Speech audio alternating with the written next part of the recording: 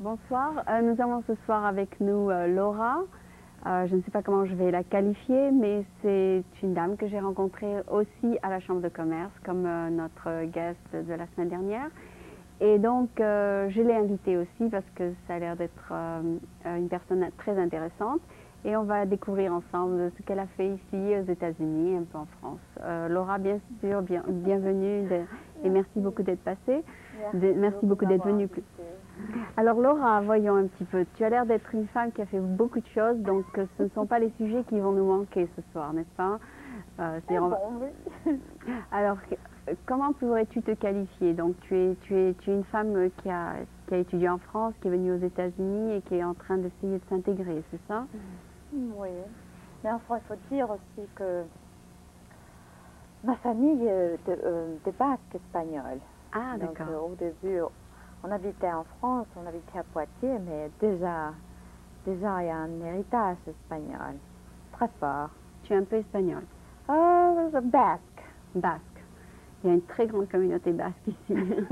D'ailleurs, ils font un bal ce soir, si tu as envie d'aller. Ah bon? Ouais. Vous me donnez l'adresse? Si vous avez envie d'aller? Bien sûr. C'est un bal, oui. D'accord, je vous le donnerai. Tu vois, il y a toujours de nouvelles qui se passent dans la communauté française. Alors, il y a beaucoup de bals ce soir. Il y a la Café Bastille, il y a bien sûr tous les restaurants, il y a bien sûr beaucoup de choses qui se passent. Vous célébrez, vous, le 14 juillet? Je ne sais pas. Oh non, mon mari, il est américain, donc petit à petit, on a perdu beaucoup de choses sur la France. Même, je crois, la langue, j'ai perdu. La langue? Dans les années 80, on est parti au Chili, on a voyagé. Donc vous parlez l'espagnol un peu? Oui, mes enfants, ils parlent beaucoup mieux l'espagnol qu'ils font le français. Qu'est-ce que vous faisiez au Chili? Eh bien, à ce moment-là, mes enfants ils étaient très jeunes, donc presque toujours j'étais à l'école bilingue. Donc vous étiez mère de famille, n'est-ce pas? Mère famille. Et mon mari, comme il travaille les hautes pressions, donc il travaillait pour le gouvernement, pour les différents contracteurs pour faire surtout des chemins, ces différents projets. Enfin, on a resté là pendant 6-7 ans. Et puis à un moment donné, le marché de travail pour un chercheur physicien, c'était pas facile. Donc on a rentré, il a dit on rentre aux États-Unis. D'accord, et vous aussi vous êtes un peu dans la recherche, n'est-ce pas? Oui. Enfin ici, quand on est arrivé à la fin des années 80, j'ai commencé ma thèse doctorat à l'université de Berkeley. Pour étudier quoi? Wood Science and Technology. Ah, j'ai d'accord. toujours aimé. Et là, est-ce que peut-être que vous avez rencontré votre mari dans l'université? J'ai rencontré mon mari, mais à Poitiers. Il travaillait pour M. Jackson à l'École nationale supérieure de mécanique aérotechnique. D'accord. Et vous étiez dans la même branche à peu près? J'étais là, et puis juste pour travailler un peu avec M. Jackson, je l'ai connu. Et il avait des problèmes toujours pour parler français. Il n'a jamais voulu parler français, donc j'étais un peu son traducteur, je parlais un peu l'anglais. Et il s'est marié avec vous? Il est marié avec moi. Je crois qu'il a aussi un peu de background, comme on dit, un peu. Oui, je crois bien dans ses ancêtres.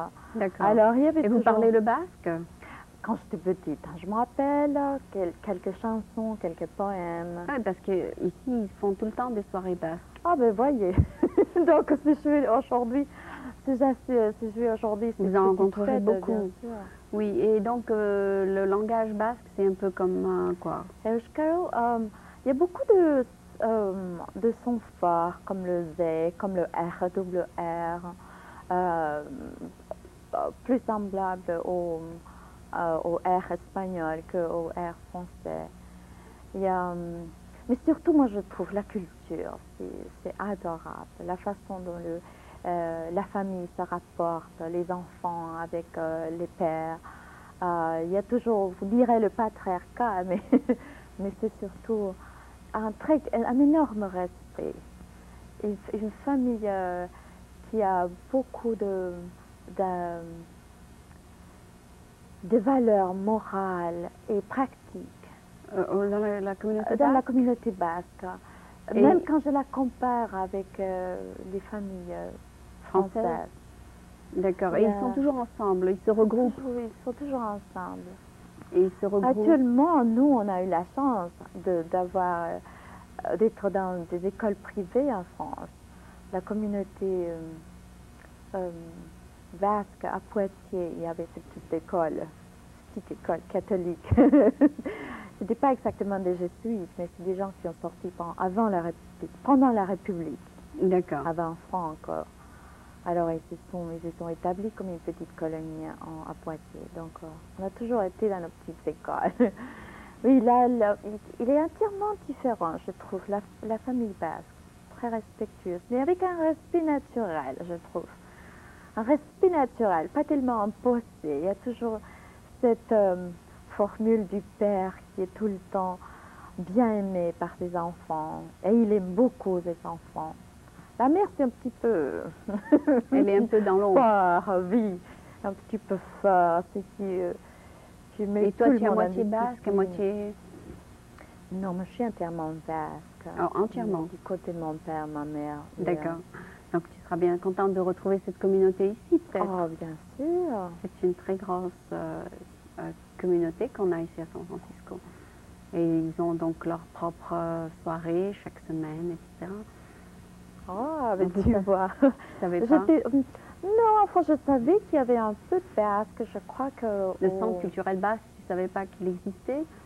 Je crois que j'étais en train de chercher d'autres côtés de la culture qui c'était la vie académique, mais non, je n'ai pas vraiment été en train de chercher. Je savais qu'il y en avait un peu de communauté basque ici. Aussi, à Nevada, je crois qu'il est assez grande.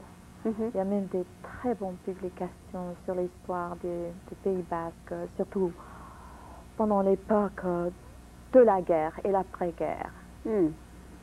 Ça, il y a un très bon groupe de chercheurs là-bas.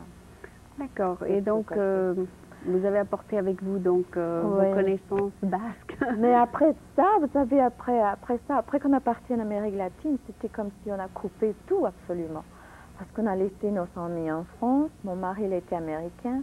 Et vous savez, les Américains sont toujours cette terre cosmopolite qu'à un moment donné, ils peuvent s'adapter parfaitement n'importe où.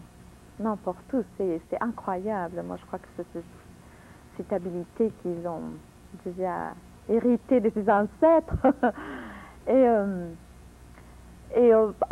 Quand on était en Amérique latine, c'était parfait, on s'était très bien adapté. Mes enfants, même si on était dans l'école bilingue là-bas, enfin c'était le lycée français, mais vous avez le choix d'avoir ou bien l'école bilingue ou juste le traditionnel lycée français. Donc mes enfants, ils ont été dans le lycée français.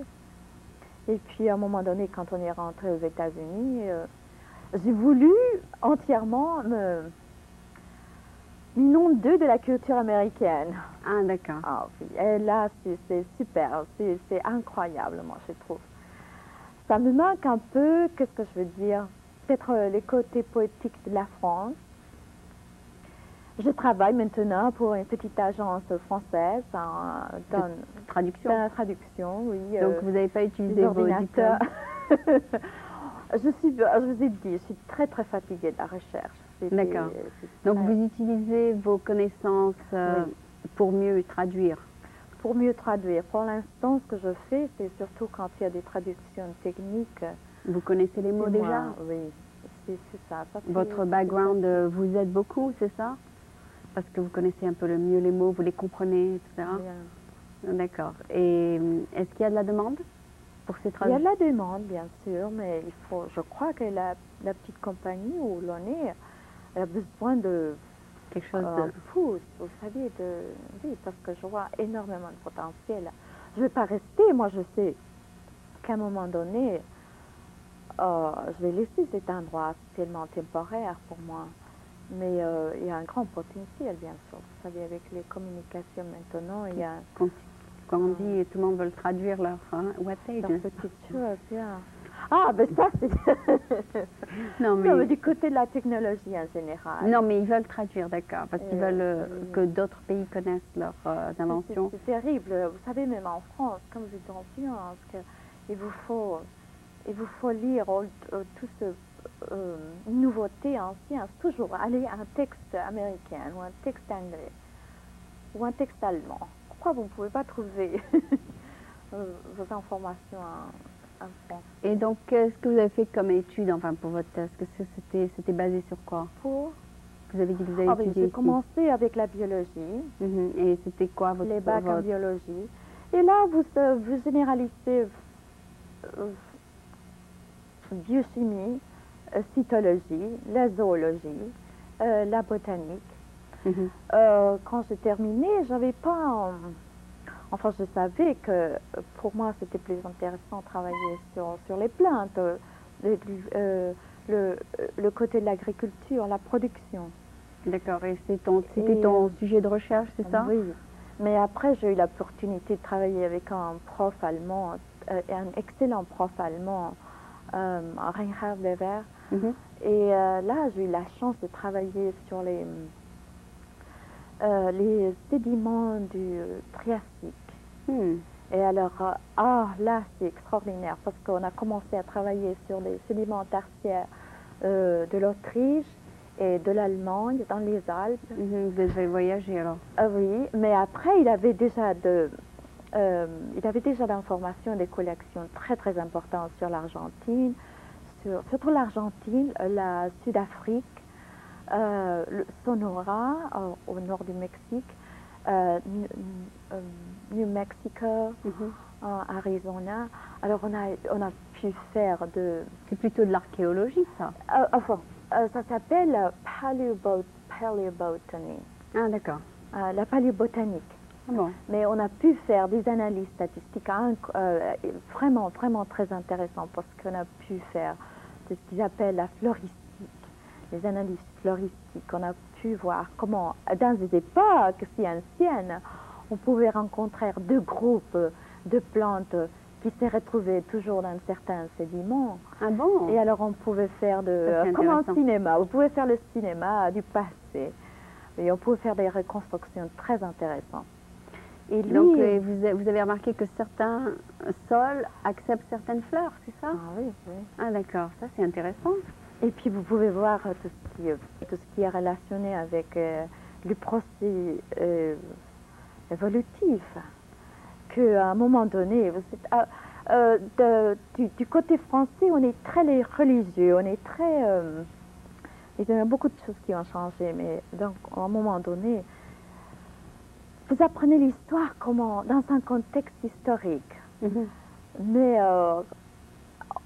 quand vraiment vous êtes dans la pratique de changement à travers des années, c'est vraiment, ça vous ouvre les yeux, disant combien de choses ils sont passées dans cette terre. Alors oui, pour moi, ça m'a beaucoup aidé. Et vous arrivez à voir l'histoire de ce qui s'est passé sur cette terre? Alors après le Triassique, vous savez, c'est des millions et des millions d'années. Comment les plantes, ils ont changé à travers le temps. Enfin, j'ai travaillé sur une période très précise. D'accord.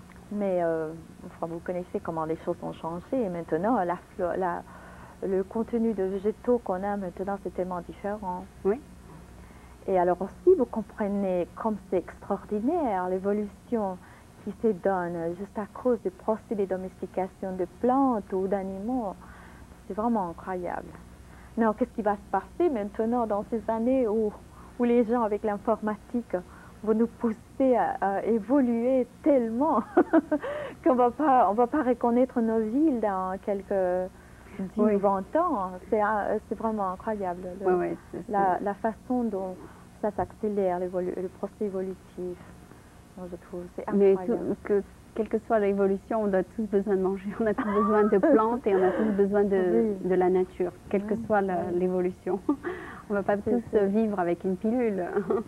Et c'est incroyable, moi je trouve, comment la science et la technologie en Amérique est vraiment conscient de chaque chose qui change. Ça va, à un moment donné, qu'est-ce qui va nous donner? Qu'est-ce qui va se passer après? Et vous voyez un peu partout comme les gens sont concernés de si on travaille sur la génétique ou la comment on dit engineering. Aide-moi. Sur l'ingénierie génétique. Hein. Oui. Sur l'ingénierie génétique. Alors ils sont. Le génie génétique. Ils sont tellement inquiétés de ce qui va se passer. Enfin, comme ce petit exemple, il y en a partout parce que les choses sont en train de s'échanger tellement à une vitesse incroyable que oui, de fois on veut un peu reculer, dire oh, qu'est-ce qui se passe, on veut plus. D'accord. Je crois que ça se passait un peu dans les années 60 ici, à Berkeley. Je n'ai pas connu ça. Oui, d'ailleurs, on a plusieurs. D'ailleurs, la personne qui était juste passée avec vous parlait des autos qui se vendaient à travers les computers et tout ça. Et il y a aussi maintenant, il y avait aussi dans la même présentation que j'ai vue, les gens qui vendaient les différentes plantes, les différentes seeds par computer. Et ah oui. ça aussi. Vous savez, les choses vont changer énormément. C'est incroyable. Et donc, vos études que vous avez faites en France, vous avez retrouvé des similarités avec ce qui se passait ici? Ici, les études, c'est très très difficile. Parce que moi, je crois que quand j'étudiais en France, les choses étaient très dans un paquet. Vous étudiez bien ça ou ça, et ici, c'est une diversité incroyable. Il y a beaucoup d'ouverture, il y a beaucoup d'opportunités. D'accord. Et tu as fini finalement? Tu l'as fini? Ah oui, c'est fini, oui. D'accord. Donc tu as eu ton diplôme et tu t'es dit au revoir. Diplôme, et puis j'ai dit, oh non, j'ai travaillé pendant 3 ans, j'ai continué à travailler dans le Forest Products Laboratory. D'accord. Comme UC Berkeley. Ah d'accord, donc tu étais plutôt dans la recherche, oui, j'ai déjà directement travaillé pour la recherche. C'est pas bien payé. C'est pas bien payé. Pourquoi? Parce que c'est le gouvernement qui subventionne ça, c'est ça? Oui, et c'est beaucoup de travail. C'est beaucoup de travail. Peut-être pour moi c'est difficile. C'est écrire pour les proposals, pour l'argent, pour les grants. C'est difficile toujours en avoir l'argent. D'accord. Et donc il faut écrire et publier. Et ça, c'était la partie qui n'était pas facile pour moi. D'accord. Et donc tu t'es échappé de tout ça et maintenant tu fais du freelance? À un moment donné, j'ai dit oui.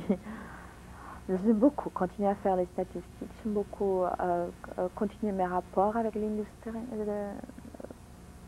de manufacturers. Oui, d'accord. Oui, ça ne m'agace pas. Et surtout, la génétique, les statistiques, ça va. Je peux continuer à faire ça. Je vais en faire les... Mais maintenant, ce que tu fais, c'est que tu fais plus rien finalement. Maintenant, tu travailles. Maintenant, oui, je recule et je dis à un moment, je suis comme les punks à Berkeley. À un moment, attendez. Oui, je crois qu'il y a ce sentiment qu'on était un petit peu en train de discuter que quand on te pousse tellement à la production. Finalement, comme un individu, tu sais. Ça te vide. Oui, il arrive un moment que tu dis, la vie va m'échapper, qu'est-ce que je vais faire? Enfin, attendez un moment. Ah oui, je me suis dit ça. Et tu as fermé le bouquin et tu es partie, c'est ça? Oui, c'était, attendez, je vais voir, enfin, je voudrais voir s'il y en a d'autres opportunités. D'accord. Utiliser ce que j'ai étudié. Et travailler un peu moins plutôt. Un peu moins et aussi se diversifier ou je ne sais pas. Si tu retournais vers cette branche, qu'est-ce que tu ferais? Si je retourne là-bas, il y a beaucoup de possibilités, je crois, c'est ce qui s'appelle le bâtiment. Je crois que le laboratoire est en train de se réorganiser aussi, parce qu'après les années 60, ils ont évolué énormément. Et à un moment donné, l'industrie a dit, oh Anna, attendez, arrêtez. Enfin, il y a maintenant, il y a un grand besoin, moi je crois, de la manutention des bâtiments. Il y a surtout beaucoup de pertes dans les bâtiments à cause de l'humidité, à cause pas de parfait entretien, disons l'humidité et puis les insectes. Alors là, c'est toujours une recherche que je continue à faire. On a des... Pour les bâtiments conservés, c'est ça? Oui. Mais disons, bâtiments, habitation. Hein. Il y a toujours le renouvellement qui doit se faire. Il y en a par exemple, professeur Lewis, ça c'est en conjonction avec notre laboratoire et avec entomologie. Ils ont des projets excellents qui se font là, tu sais, pour empêcher la détérioration, la c'est ça? détérioration Lui, c'est surtout avec de termites. Ah d'accord. Tu vois, ça, lui, il est Ils inventent des produits et des trucs. Et ils font de l'expérimentation de produits qu'il faut. Comment est-ce qu'on va dessiner un expériment pour voir si vraiment ces produits marchent pour ces insectes en particulier, et surtout une autre chose qui n'est pas toxique. D'accord.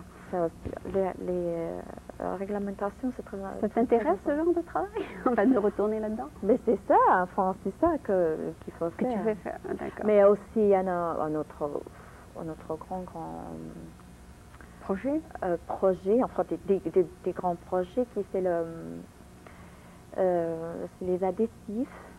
Tu vois, pour n'importe quoi, quel produit de bois, il y a n'importe quel, il y a une quantité énorme de différents adhésifs qui se font et ça continue. Tu sais, avec l'industrie des polymères qui avance aussi, c'est l'industrie des adhésifs qui s'utilisent pour le bois. Tu vois, partout, tu en as des matériaux composés de bois qui utilisent des adhésifs. Cela, c'est aussi très important.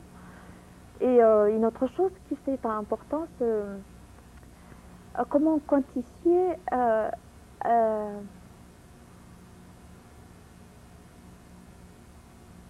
la concentration de... Non, c'est pas concentration, la strength. Comment on dit ça? Strength. Oui, la force. Enfin, mais la force, mais disons, d'une pièce de bois. Ah, d'accord. La résistance, tu veux dire, peut-être. Oui. La qualité du bois, disons. La qualité du bois du point de vue structurel. Ça, il y a beaucoup d'argent qui toujours se dépense parce que c'est la façon dont tu peux évaluer ça, c'est à travers de preuves qui détruisent le bois ou pas? Oui, voilà. Parce que c'est des gros machines. Alors tu mets de tonnellage et tu détruis le petit morceau de bois et voilà, tu dis, oh, quand ça supporte 500 tonnes ou pas. Voilà. Et maintenant, aussi des techniques très intéressantes, comme c'est l'acoustique, ultra-acoustique et ultrasound. Ça, c'est très intéressant parce que c'est des preuves que tu fais sans détruire les matériaux. D'accord. Et ça se fait, je crois, dans d'autres matériaux aussi, mais particulièrement pour le bois, c'est très important. Et ils arrivent à tester le bois avec l'ultrasound, c'est ça? Oui. Et alors, ça, en même temps, ça peut continuer à se faire aussi. Ça se fait pas maintenant directement pour des bâtiments qui sont... Ça se fait dans l'industrie, disons. Pour tous ces panneaux que tu vois autour ici, quand ils sont dans l'usine de production, là, ça se fait maintenant, pratiquement. Mais disons, pour les bâtiments qui sont déjà construits, disons une vieille maison, que tu veux savoir, oh, est-ce que, disons, mon meilleur membre ici, est-ce qu'il est bon ou pas? Est-ce qu'il faut changer? Est-ce qu'il faut faire de renouvellement ou pas? Alors, cette technologie est en train de s'évoluer, ça va se passer, oui. Oui, d'accord. Tu vois, donc il y en a au moins trois branches, oui. Qu'il faut rentrer et puis commencer à refaire, enfin. À un moment donné, il me faut. D'accord. D'ailleurs, il y a notre prochain invité, lui, il est aussi un peu dans l'avancement. Il va nous parler des lasers, vous savez, pour la chirurgie. Alors, vous pouvez rester écouter ce qu'il a à dire. Bien sûr. Pour l'évaluation du bois aussi. D'accord. Je ne sais pas si ça s'utilise aussi dans d'autres applications, mais je pense que c'est surtout dans la médecine. Mais bon, donc ça, c'était vos intérêts dans vos études, n'est-ce pas? Dans mes études. Et ça n'a pas l'air d'être une branche pour femmes, vous devez être la seule. Enfin, ça avait l'air d'être plutôt une technologie pour hommes, non? Oh, je sais pas. On a une polonaise, une chimiste polonaise qui travaillait au labo. Et puis il y avait une très jeune chinoise, très bien préparée. Non, je crois pas. Enfin, oui, c'est plutôt, je crois. Parce que la construction, tout ça, c'est surtout le domaine des hommes. Enfin... C'est de l'ingénierie, mais c'est c'est un étage avant la construction, disons. C'est pas Mhm. exactement. Oui, c'est un peu plus le produit qui le- va être utilisé pour la construction. D'accord, donc ça se fait plutôt dans un laboratoire Dans plutôt un que laboratoire. que sur Il paraît que les femmes sont très bien pour être dans des laboratoires. Elles sont plus calme. calmes. Et, Il ne faut pas qu'elles bougent beaucoup. d'accord, d'accord. Donc, Et des évaluations, il y en a d'autres choses. Au niveau d'accord. Et vous allez peut-être y anatomique. retourner, c'est ça? Au niveau anatomique et chimique, vous pouvez faire des évaluations. Et c'est ça qui est embêtant des fois, c'est la répétition. Vous voyez, pour faire Un test? un expériment valable, il vous faut faire des répétitions énormes. Alors, Et il faut vous une patience énorme. vous commencez avec beaucoup d'enthousiasme et à la fin vous dites oh, 12 heures du travail, je vais finir, mais ça continue pendant des mois et des mois. D'accord. Il faut. C'est-à-dire, moment vous où- savez pas que vous avez appris quelque chose de nouveau, mais Oui. mais Et ça, à un moment donné, vous dites c'est oh, répétitif. c'est n'est-ce très pas? très répétitif. Mais moi, je crois pour n'importe quel chercheur, c'est la même chose. La D'accord. médecine est partout. Bon, ben, ça a l'air d'être une branche qu'on n'a jamais touchée ici sur le programme, donc c'est quelque chose de nouveau. Merci Oh, de ok. l'avoir apporté sur notre programme. Oh, très Je bien. pense que, bon, tu fais, là en ce moment tu te reposes, mais tu penses retourner peut-être Oh vers ça. oui, je crois. Ça a été Ici déjà ou en France, n'est-ce pas? beaucoup C'est- d'investissements. Par contre, ton mari, il est resté dans la branche, n'est-ce pas? Ah oui, ça c'est le meilleur exemple pour moi de dire, oh, écoute, quelque chose doit se passer. Moi, je trouve, on était en train de discuter un petit peu. Il faut que quelque chose dans l'économie se passe parce que je crois qu'on travaille beaucoup. C'est beaucoup de travail qu'on fait à la recherche. Peut-être qu'il faut peut-être 2 personnes pour le travail d'une personne, Pour les c'est ça? travails, oui, il y a quelque chose qui doit se passer parce que moi, je trouve que c'est trop. D'accord. C'est trop. Bon, ben, Mais on peut-être dira. peut-être que tu pourras prendre Camille pour t'aider là. Camille ou en économiste. Moi, ou bien j'étudie un peu sur l'économie et pour me donner moi-même des idées ou je sais pas. D'accord. Bon, ben alors, je te remercie beaucoup d'être passé. Merci à toi, Aline. Ça a été intéressant, j'ai jamais entendu parler de tout ça. Excellent. Et donc, c'était Laura, je ne sais pas, ton nom de famille, c'est quoi? Oh, mon nom de famille, c'est Amosurutia. Ah, c'est C'est un nom, basque, un nom basque. Ok. entièrement. Voilà, donc Entièrement. c'est une basque qui s'est mariée avec un basque, c'est ça? Non, mais il est américain. Moi, je crois que... Son nom de famille est basque. Son nom de famille, non, il est français. D'accord. Il est français d'origine. Mais je crois que la grand-mère, d'un côté, la grand-mère Qui avait le nom basque. avait les noms basques. D'accord, donc c'était Laura et je te remercie beaucoup Merci d'être. beaucoup, Aline. Au revoir, merci beaucoup.